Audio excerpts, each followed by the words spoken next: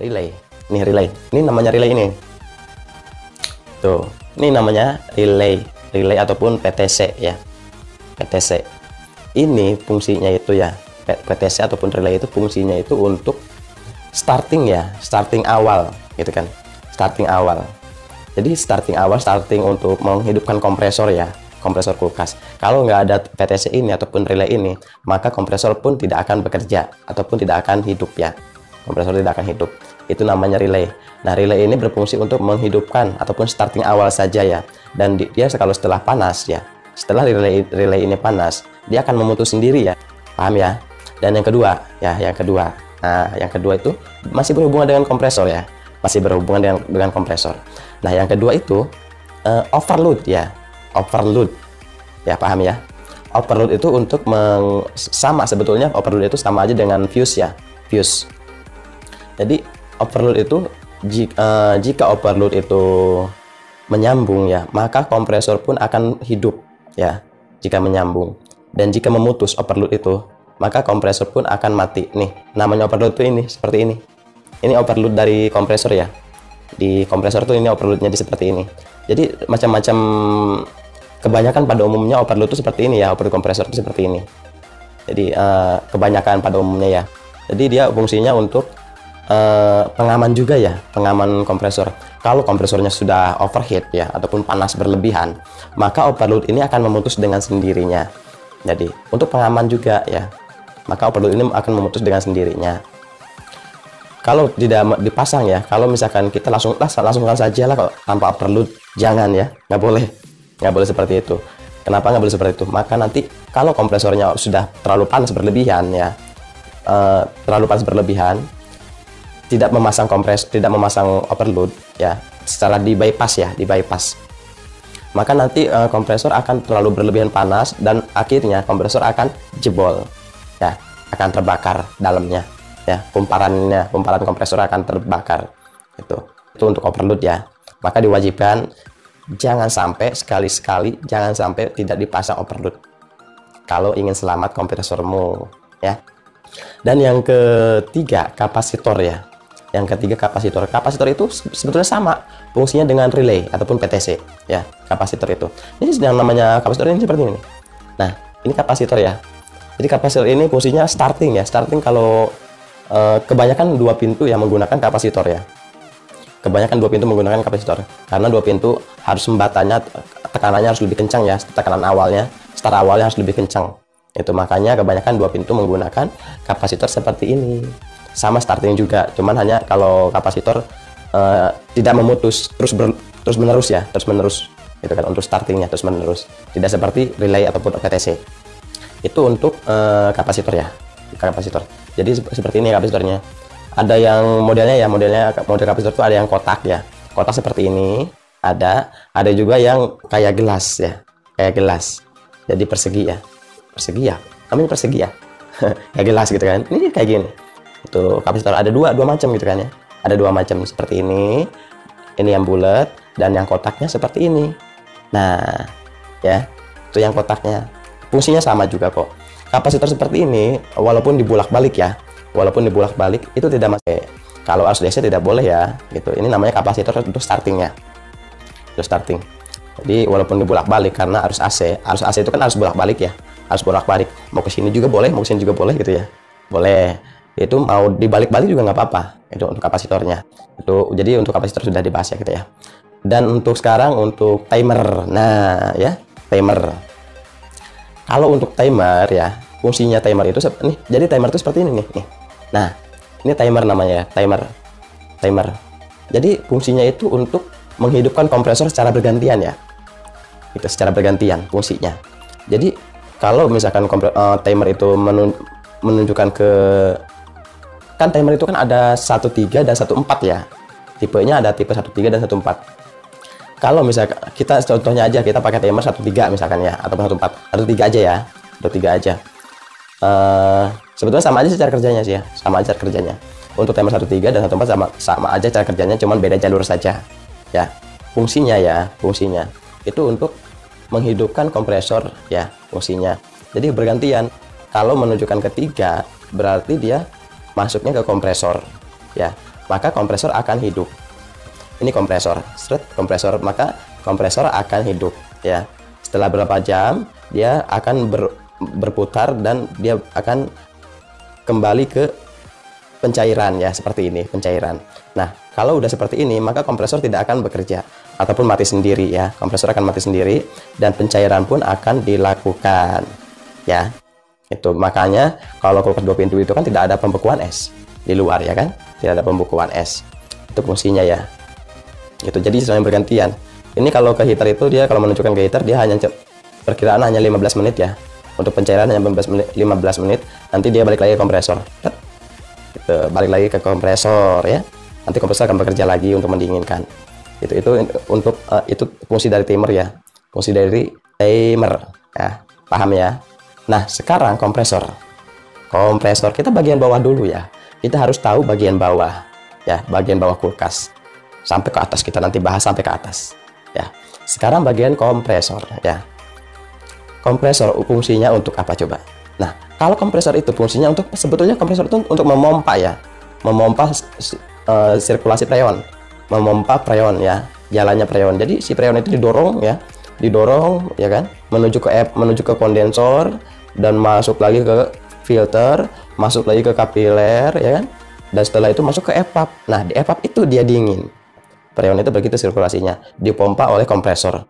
Kenapa kompresor bergetar?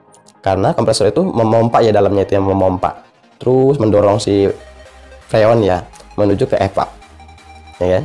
Menuju ke evap, didorong sama kompresor itu.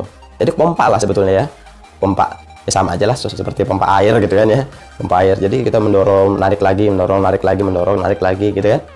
Sama kompresor juga seperti itu, didorong ke arah kondensor. Nah, didinginkan oleh kondensor. Kondensor itu seperti ini ya, nih seperti ini kondensor ya, ini kondensor gitu kan, dan ini kompresor ya, jangan salah, kondensor, satu lagi kompresor ya, jangan salah. Dan fungsi dari kondensor untuk mendinginkan sirkulasi freon ya.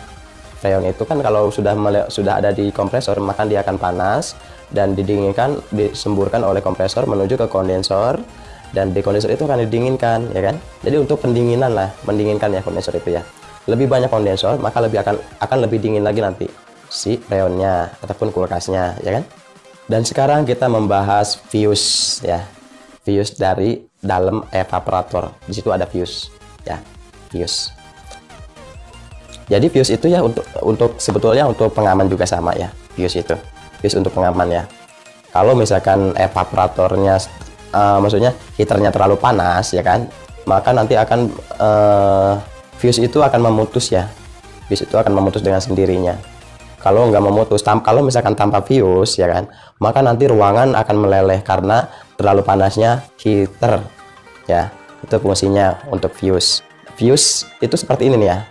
Nih, ini fuse ya. Ini fuse ya kan. Ini fuse.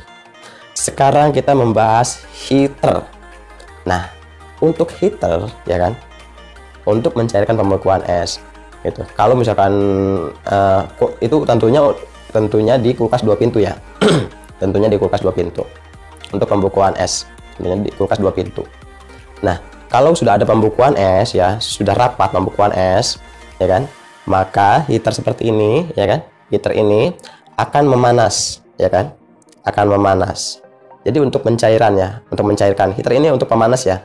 Kalau ada pembekuan es, heater secara otomatis dia akan panas dengan sendirinya untuk mencairkan. Tidak akan lagi pengoblokan, ngeblok es ya. Soalnya kan kalau 2 pintu kan nggak boleh ada batu esnya ya, nggak boleh ada ngeblok salju ya. Maka dicairkan oleh heater itu. Jadi untuk pencairan gitu. Dan sekarang kita bahas termostat. Kalau termostat itu fungsinya buat apa? Nah, termostat itu seperti ini ya. Ini namanya termostat. Nah, dan fungsinya untuk mengatur suhu mengatur suhu dingin yang kita inginkan. Kalau nggak ada termostat, maka kulkas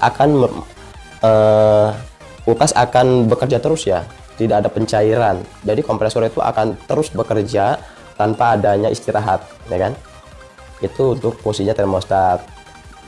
Jadi kalau misalkan kita suhunya kita mau setengahnya saja, ya kan, tidak terlalu membeku, asal dingin-dingin aja gitu ya, tidak terlalu membeku, maka kita putar ke angka 3 gitu ya.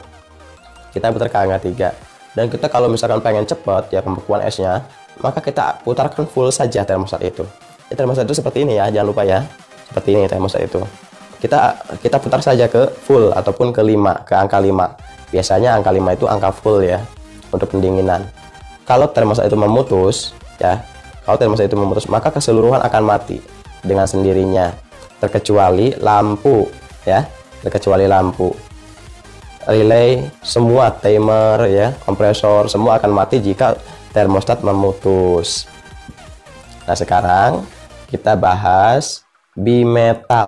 Nah, bimetal itu fungsinya untuk, ini bimetal itu seperti ini ya. Ini namanya bimetal ya. Gitu. Ini bimetal. Jadi bimetal itu sebetulnya fungsi saklar ya, saklar untuk menghidupkan si heater ya, menghidupkan heater.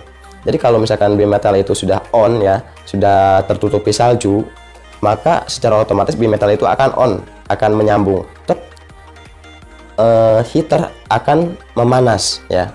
Nah, kalau misalkan sudah dicairkan oleh heater, secara otomatis dia akan off ya, ataupun akan memutus. Bimetal fungsinya, bimetal itu untuk saklar ya, switch, untuk switch otomatis untuk menghidupkan heater. Itu fungsinya dari bimetal. Oke, paham sampai di sini ya. Sekarang kita bahas evaporator. Evaporator untuk kulkas ya. Sebetulnya sama saja sih, untuk kulkas 1 pintu dan 2 pintu sama saja. Evaporator fungsinya untuk mendinginkan sebuah freezer ya, freezer penyimpanan batu es, freezer. Jadi kalau freon sudah masuk ke evaporator ya kan, sudah masuk ke evaporator, maka evaporator itu akan dingin ya, akan dingin dan akan membeku, akan terjadi pembekuan es di evaporator itu dan dihembuskan oleh kipas fan, dihembuskan keluar ya gitu. Jadi untuk pendinginan, mendinginkan ruangan, itu namanya evaporator ya, untuk pendinginan ruangan. Dan sekarang kipas fan ya, kipas fan berhubungan dengan evaporator ya. Jika evaporator sudah dingin ya kan, jika evaporator sudah dingin, maka kipas fan akan dihembuskan keluar ya, ke ruang penyimpanan es ataupun ke ruang freezer ya, ke ruang freezer oleh si kipas fan itu gitu, oleh si kipas fan itu ke ruang freezer. Jadi kipas fan itu untuk menghembuskan ya, untuk menghembuskan udara dingin ya, suhu dingin yang dihasilkan oleh evaporator, dihembuskan oleh kipas fan menuju ke ruang penyimpanan batu es ataupun ruang freezer. Itu itu fungsi dari kipas fan ya. Nah, itu akan dibagi ya oleh kipas fan itu ya, yang ke bawah ya kan, yang ke ruang bawah, ke ruang biasanya pas 2 pintu kan ada 2 pintu ya, yang bawah untuk sayuran semualah, lauk pauk di situ ya, dan yang atas untuk pembekuan es. Nah, ke bawah dan ke atas dihembuskan oleh kipas fan itu ya, kipas fan itu dihembuskan ke bawah dan ke atas itu untuk menghembuskan kipas fan ya. Oke lah, sudah paham ya, sekarang sudah paham untuk pembahasan kulkas. Mudah-mudahan bisa dipahami ya, dan silakan yang ingin bertanya ataupun silakan yang ingin menambahkan ya, kalau misalkan ada yang kelupaan ya dari saya, mohon dimaklum, silakan ditambahkan. Kalau misalkan ada yang kelupaan dari saya, mohon dimaklum, silakan saja ditambahkan ya. Oke, mungkin sampai di sini saja tutorial ataupun konten kali ini. Mohon dimaaf kalau ada kesalahan, mohon dimaaf kalau ada kekurangan dari kata-kata saya, dan silakan ditambahkan di kolom komentar jikalau ada yang kekurangan. Silakan ditambahkan di kolom komentar ya kan, itu untuk menambahkan. Oke, sampai di sini saja. Wassalamualaikum warahmatullahi wabarakatuh.